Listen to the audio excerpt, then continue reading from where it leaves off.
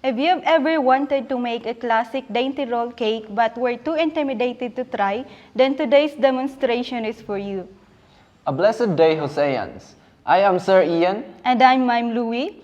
We're here to teach you how to make a super soft chiffon roll cake with giraffe pattern to share with your family and friends. This roll cake will be ready before you know it. So let's get started. Looking back on the techniques on how to prepare our cake products that can be rolled or tiered or layered, try to remember the different tips on how to plate a cake. By looking at this illustration, list down at least 5 tips that were met. You can write your answers on a piece of paper or by memorizing it. Okay, next. Study these images. Observe the changes happen to our cake product. Observe the size, shape, garnish, and the presentation. Do they change? Did the changes in the physical appearance affect the cake's taste? Okay, answers will be observed as we go on with this demonstration. So make yourself ready for our new lesson. Line the baking sheet with parchment paper. Our cake isn't gonna bake in this and you want it to release super easily after baking, so parchment paper is a must. For the cake, measured out 1 1/4 cup cake flour, 1/4 cup white sugar, 1 1/4 teaspoon baking powder, 1/2 teaspoon salt, 1/3 cup water, 1/4 cup oil, and then 3 egg yolks.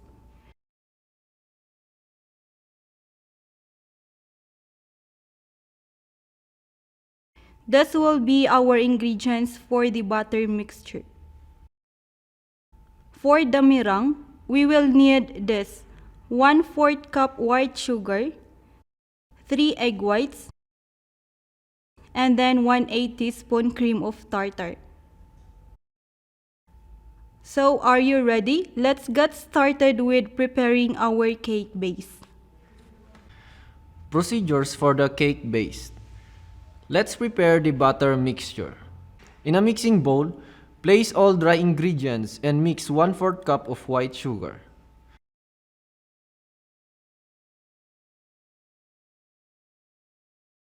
In another mixing bowl, place the oil, egg yolk, and water or milk.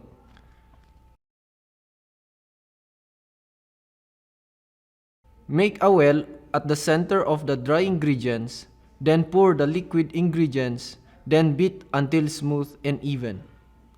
Set aside a small amount of this batter mixture for the giraffe pattern. Meantime, beat egg whites until soft peak and add the cream of tartar, then gradually add the 1/4 cup white sugar while beating until stiff, peak, or shiny. Take a small portion of the meringue, then fold in with the batter mixture we've separated earlier.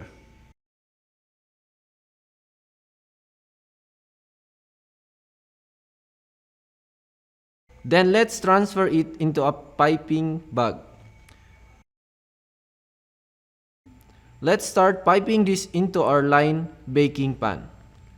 Pipe the giraffe pattern as you like, then bake for 3 minutes, then take it out. For the remaining meringue, fold in 1/3 into the batter mixture until well blended. Then fold in the remaining meringue.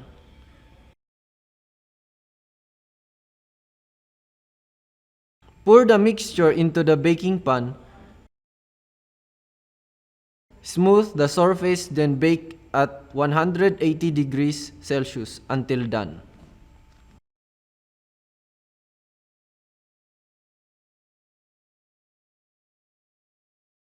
Our cake base is already baked, so let's move it to the cooling rack to cool it down a bit.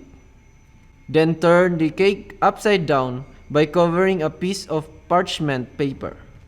Remove the parchment paper carefully. Cover with another piece of parchment paper. Then turn the giraffe pattern on the bottom, then let it cool until room temperature. While cooling down our cake base, let's start preparing our filling.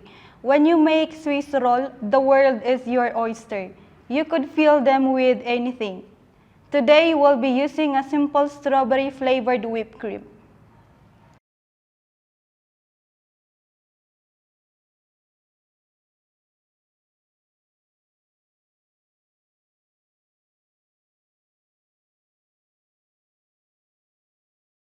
Our whipped cream filling is done, so let's fill our Swiss roll cake.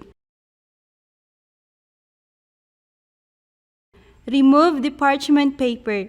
We will use this in the next step, so don't put your baking sheet away yet.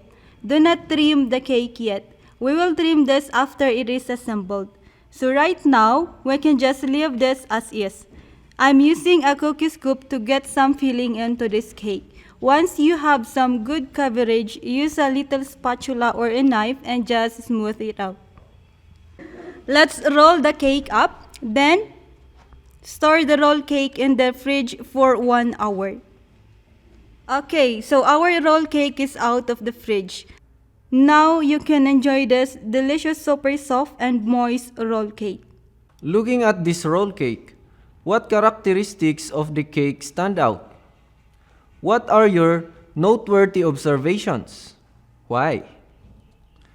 I'll see you for our synchronous class to process your observations. And that's it for today. We hope you pick up some information as you were watching. We appreciate your effort in reaching the end of this video. Till next time, see ya!